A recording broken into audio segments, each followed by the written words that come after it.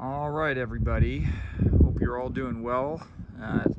I've honestly, I just wanted to do an update video here on my final finishing up of Camper 7.0. It's not done. I'll be honest with you, I've not gotten a lot done since the last video, but a few things. So we'll touch on that. As you guys can see from this shot here, probably one of the most noticeable things is I did add some graphics to the front of the cab over portion there, and I think it looks pretty good. I am probably approaching the point of where maybe I need to take a break on adding any more vinyl, but but I thought those graphics looked pretty good. Of course, we've had those other graphics there on the side. And a couple people asked, I put the link in the last video, but these are just vinyl graphics. I just get them from Amazon, and you know, there's a little bit of a process to putting them on, but you know, go from there. So so a couple things up there. Let's see if we can see it here. Let me zoom in. Up there, that little black piece, what would you call that? I don't know. I'm gonna call it a rain guard. I'm sure there's a better name for it, but it's basically just a piece of aluminum L channel. I don't know. It's like an L piece. Cut it to shape. I painted it black, and the purpose of that is if it rains, it'll just give a little protection to that seam there where that back cover latches on that cleat, to cover up the back of the AC unit. In the inside, I didn't do a whole lot, but let's go take a look, and I'll show you guys what I did get done here. Alrighty. All right. Well, for those who've been watching, what you probably see is right here is new. This is a door, I guess you could say, that's meant to cover up that opening for the underneath the sink. Simple door. I basically just used scrap cedar I had going around. But what's unique about it, and what I think you guys might like, is the method that I'm using to actually hold the door in place. I'll talk about that. Let me touch on two other things real quick first. So this door is unfinished. Just as a reminder, all this cedar in here, I'm actually finishing it with a wax finish made by a company called Osmo. And that door is not finished, so you guys can kind of see the difference between the unfinished cedar and the cedar there finished with that Osmo hard. They call it a hard wax. I'm not quite sure what that specifically is referencing, but I really like that Osmo stuff. It's not like a poly. It doesn't produce a you know, like a layer on top. It soaks into the wood. The protection is probably a little bit diminished compared to as if it were like a solid piece of plastic on it, but for applications like this, I think it's totally fine. Okay, so in the last video, we talked about how I went a little shock cord crazy. Up here, I added some shock cords. I'm gonna go wide angle here. And these are just, you know, meant to, when you put stuff up there, to kind of help retain it in there.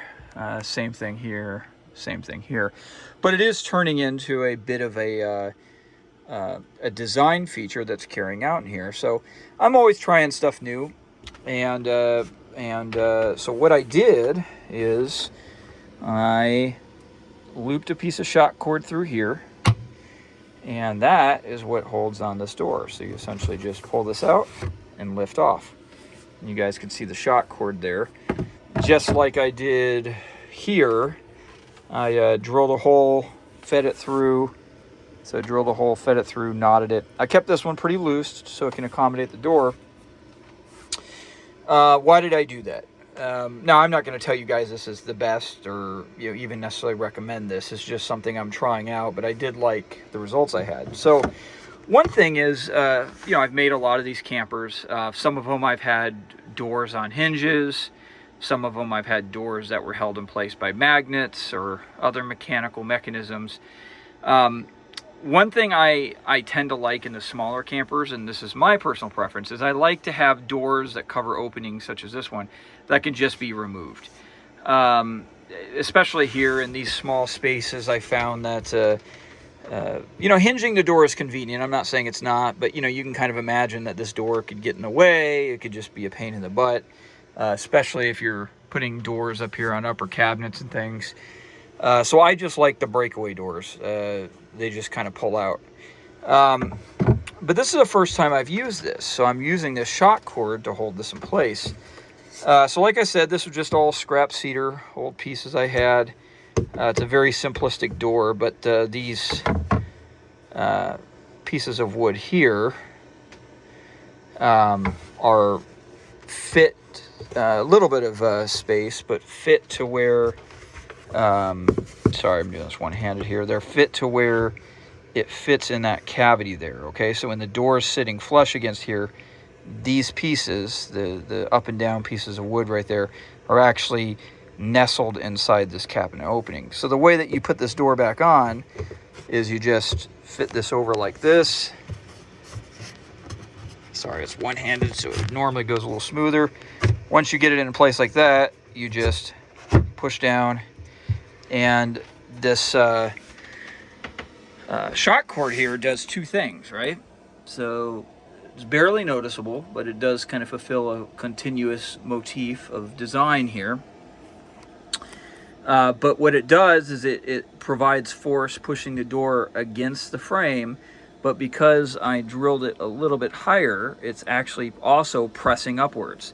So what that does is it eliminates any need for hardware in a formal sense. No hinges, no magnets, no sash locks, nothing like that. No moving parts. It's all just a fixed piece. This is held in there very securely. If you want to take it out, you just simply grab it and pull, just like that. You could sit this up here, grab whatever you want. It's a little easier with two hands, but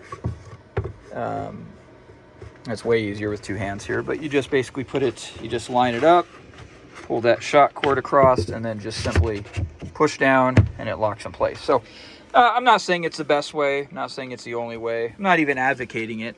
I just tried that method to hold those doors on, and I really liked it. I think for a camper like this, you know, it's simplistic, it's rugged, it's easy. I think it's a perfect fit.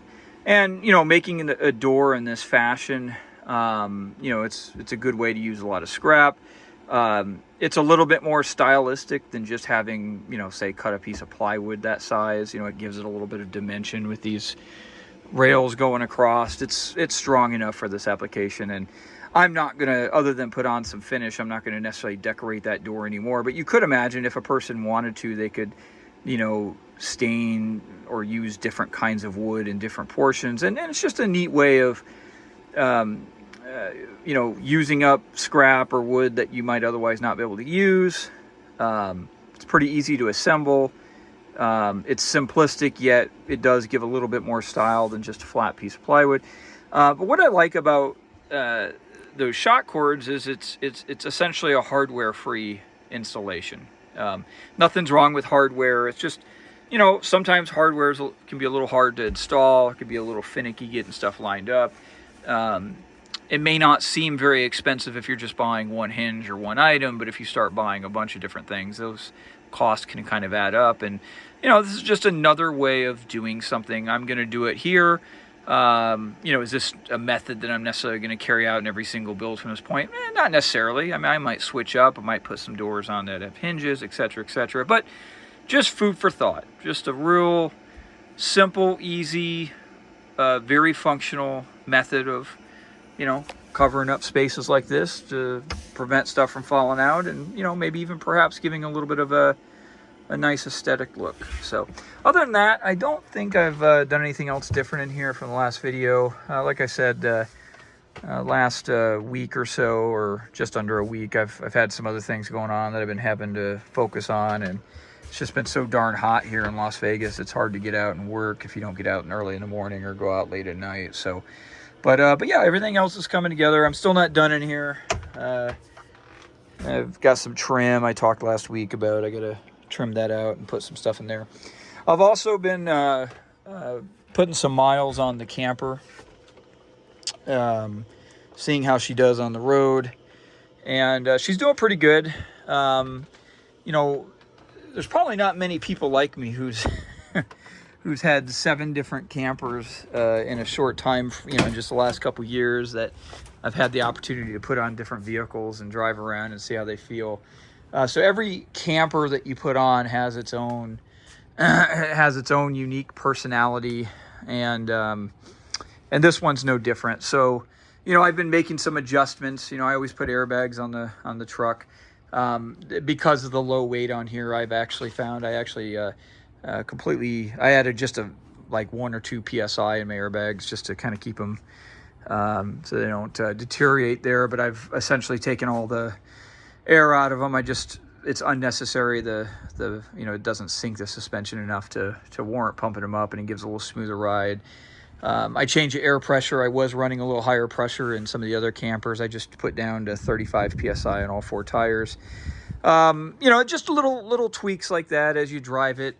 I changed a little bit how I was attaching this one to the truck. I had a little bit of vibration at some freeway speeds, but I think I have that resolved. So, but other than that, yep, everything's going good. My last video is getting quite a few views. I appreciate you guys, and probably there's some Google algorithm action working there, which of course that is nice, and I'm grateful. Got some new subscribers, very close to 15,000, which is nice. But all right, guys, I will have some review videos coming up of some various products here in the next couple days. So look out for those if you guys might be interested in any of those products. I've got a battery. I'll have a solar gen. What do I got? I got a carbon monoxide sensor. I've got a grill pit. I've got just kind of a variety of things. I'll probably do a video bonanza one of these days. So like I said before, if you want to watch them, watch them. If you don't, you don't, and that's fine. So guys, but I appreciate all your time. Let me know what you think, and I hope you're all doing well.